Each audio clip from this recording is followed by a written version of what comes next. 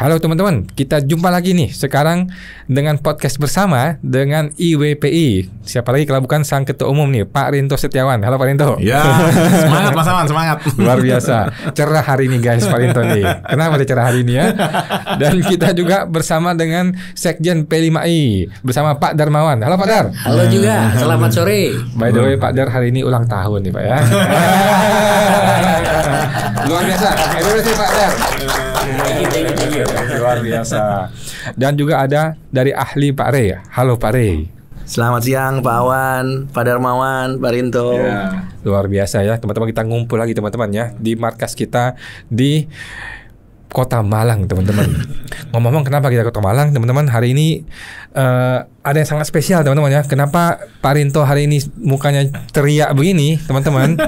Jadi kemarin kan ada yang isu bahwa dia kalah di pengadilan ya. Itu nanti kita bahas teman-teman ya. Tetapi kok dia malah cerah nih mukanya nih. Kenapa dia cerah mukanya nih? Nah, boleh dong Pak di-spill dong Pak. Ini kita rame-rame ke Malang nih gara-gara ada apa? Kemudian Bapak nih kenapa sampai bisa ceria gini mukanya Pak? Kata-katanya menang atau apa nih Pak? Ya. Gini Mas Awan, hari ini kita menghadiri istilahnya SPUH Mas, surat pemberitahuan untuk hadir dalam rangka untuk hasil dari keberatan yang kita ajukan. Jadi kita mengajukan keberatan ke Kanwil itu ada 4 yang diperiksa Mas oleh Kanwil DJP Jatim 3. Dan alhamdulillahnya keempat-empatnya ini dikabulkan semuanya Mas Awan. Wah, luar biasa. Teman-teman ya, no viral, no justice ya. Jadi dikabulkan semua nih Pak? Ya semua Mas, sesuai dengan ini Mas, respon dari wajib pajak Mas. Permohonan. Permohonan dari wajib pajak. Jadi si Wisnu, si Farid ini salah semua mereka itu semua. Salah semua mereka Pak, semua tuh. Ya kalau dari hasil tim peneliti keberatan seperti itu Mas Awan. Wah luar biasa. Banyak errornya. Banyak errornya. Oke, nah ini dari Pak Ahli gimana nih Pak? Bagaimana Bapak menanggapi ini, kalau nggak viral apa bisa menang gitu Pak? Ya, terima kasih Pak Awan. Tentunya pertama-tama kami ingin mengucapkan selamat dulu buat Pak Rinto selaku pengurus PT Arion Indonesia yang telah menempuh upaya administratif dan dikabulkan seluruhnya. Lagi-lagi rekan-rekan wajib pajak dan juga pengacara atau praktisi pajak menempuh upaya administratif itu dan menempuh upaya hukum pada saat yang bersamaan adalah sesuatu yang biasa saja ya. Jadi jangan dianggap kalau menempuh upaya administratif atau upaya hukum kemudian sepertinya melawan otoritas gitu ya, atau melawan pejabat atau negara begitu ya. Itu hal yang biasa saja. Dan apa yang sudah dilakukan oleh PT Arion Indonesia memang harusnya dilakukan karena hukum memberikan ruang untuk itu. Ya. Dan tentunya tadi Pak Rinto katakan bahwa permohonan keberatannya terhadap 4 permohonan ya Pak ya. Iya betul. Di sana kalau kami tidak salah tadi pernah sampaikan kepada kami permohonan terhadap PPN ya dan juga permohonan berkaitan dengan PPh 23 ya Pak ya. Betul Pak. Dan seluruhnya dikabulkan ya. Ada 4 permohonan berkaitan dengan 2 hal tersebut dan seluruhnya dikabulkan. Jadi keputusan keberatannya memang belum ditandatangani, tapi berdasarkan agenda hari ini ya Pak Rinto ya. Betul Pak. Yaitu menyampaikan tanggapan atas hasil penelitian tim peneliti keberatan. Dari tim peneliti menyampaikan bahwa permohonan keberatan wajib pajak PT Arion Indonesia dikabulkan seluruhnya ya. Itu artinya ketika wajib pajak menyampaikan permohonan, maka wajib pajak sudah menyiapkan seluruh alat bukti yang diperlukan.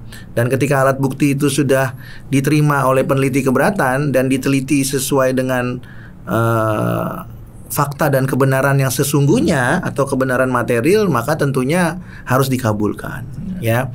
Nah, apa implikasinya? Tadi menarik Pak Awan katakan, apakah pemeriksa pajak di KPP, di Kanwil atau di kalau di beberapa tempat di KPP ya, kebetulan ini pemeriksaannya di Kanwil juga ya Pak ya. Betul Pak. Nah, apakah pemeriksa pajak di Kanwil itu kemudian dapat dikatakan, tadi saya pinjam terminologinya Pak Rinto itu apa error ya? Error, Pak.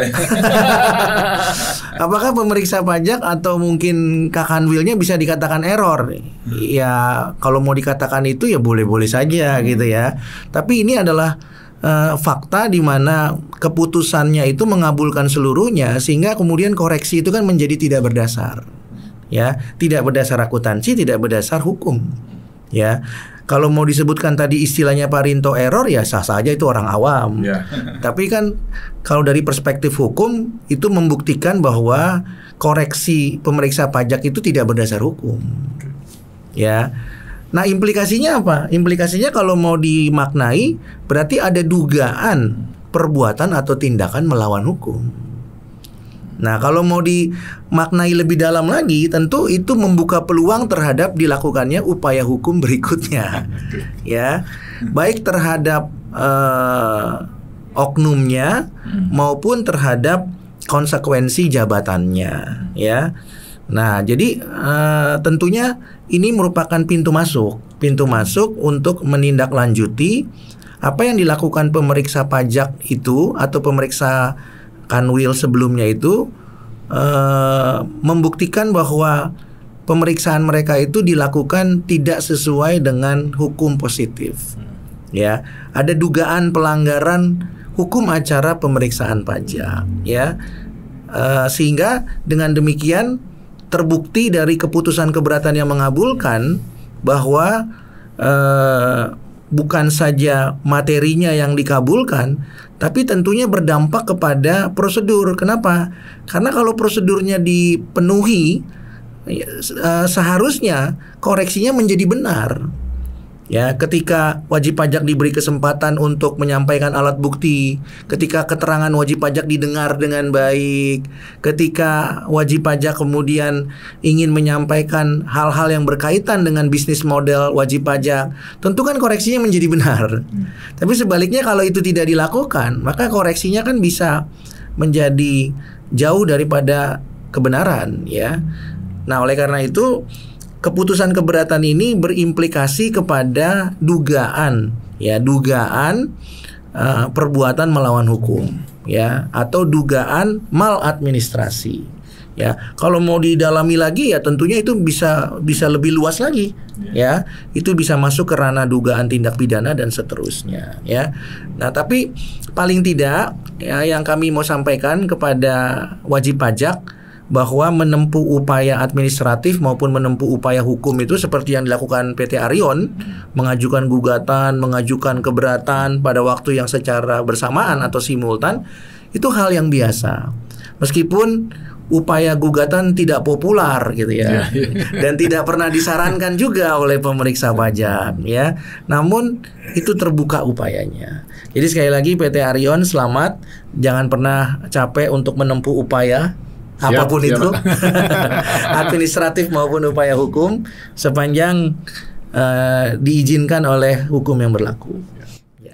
Ya, thank you Pak Rey, luar biasa ya. Jadi saya masih ingat dulu ada satu orang oknum ya, diduga oknum, pernah ketemu Bapak di sebuah supermarket, katanya si Awan nih bisa dipidana ya. Sekarang orang itu harus siap-siap masuk penjara Pak.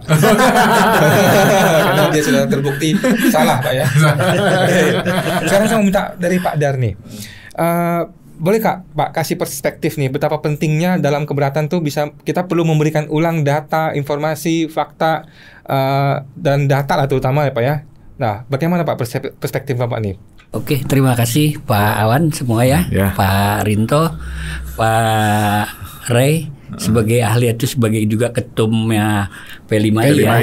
Memang di dalam untuk kita mengajukan upaya hukum istilahnya non litigasi di keberatan, ya memang di dalam keberatan ini untuk tim keberatan itu adalah sebagai tim peneliti. Artinya memang kalau kita bilang memang ini hakim juga lah ya, cuman dia berbeda, yang satu litigasi ini non litigasi. Nah, memang di dalam untuk mengajukan kita keberatan itu semuanya walaupun nantinya larinya ke materi tetap juga ada ad formilnya. Ya, formilnya ada, materinya nanti kita harus lengkapin ya.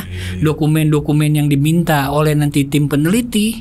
Nah, itu kita harus kasih juga, dan kita juga akan membuat jabarannya. Oke, ya. iya. Menurutnya si tim pemeriksa ini, ya kan, menurut wajib pajak ini, ya kan, ada selisih atau tidak. Nah, ini kalau yang kejadian yang dari PT Arion yang setelah dilaksanakan, nah ini memang jadi suatu dilema di dalam pemeriksaan pajak. Kenapa? Yang jadi pertanyaan besar ya. Iya. Kenapa si fiskus, si pemeriksa pajak ini tidak mau memberikan rincian dasar koreksinya? Sebenarnya kalau rincian dasar koreksi ini sudah diberikan pada saat diminta sama wajib pajak, ini harusnya diberikan. Karena kalau setelah diberikan nggak mungkin jadi panjang untuk menjadi sengketa. Betul, nah, inilah yang sebenarnya tidak perlu harusnya sampai terjadi keberatan kalau memang tim dari fiskus sendiri, dari tim pemeriksanya udah memberikan apa yang diminta oleh wajib pajak, rincian-rinciannya. Nah, disinilah baru wajib pajak baru bisa ya untuk menjawabnya, membuat tanggapannya, ya kan. Nah, kalau tidak dikasih, ya itu tadi tanda tanya besar, apalagi di mana tadi si tim peneliti juga sudah menyatakan, iya ini kenapa tim pemeriksa nggak mau mengasih rinciannya. Nah, ini yang jadi kendala. Inilah yang makanya keberatan memang betul upaya hukum sebenarnya juga. Kalau sampai terjadi upaya hukumnya ini memang tetap yang misalnya error juga yang dibilang dari Pak Rinto tadi, misalnya dari tim penelitinya, ini repot lagi bagi wajib pajak, ya kan, arti panjang lagi. Nah, disinilah dilema wajib pajak menjadi biaya tinggi. Ya, mudah-mudahan nih untuk kedepannya ya dari pihak fiskus sendiri atau DJP harus ya introspeksi diri lah. Kalau memang memeriksa, kalau tidak dasar hukumnya tidak ada atau materialnya memang tidak ada, ya jangan dikoreksi supaya wajib pajak tidak jadi biaya tinggi untuk kelanjutannya. Demikian nih Pak Awan, Pak Ray dan Pak Rinto. Oke, luar biasa. Thank you Pak Dar, thank you Pak Ray. Luar biasa. Selamat sekali lagi buat Pak Rinto ya. Ya, terima kasih Mas Awan. Buat Saudara Wisnu, Saudara Farid, ditunggu ya Pak ya. Oke, thank you Pak. Kita jumpa lagi di podcast berikutnya.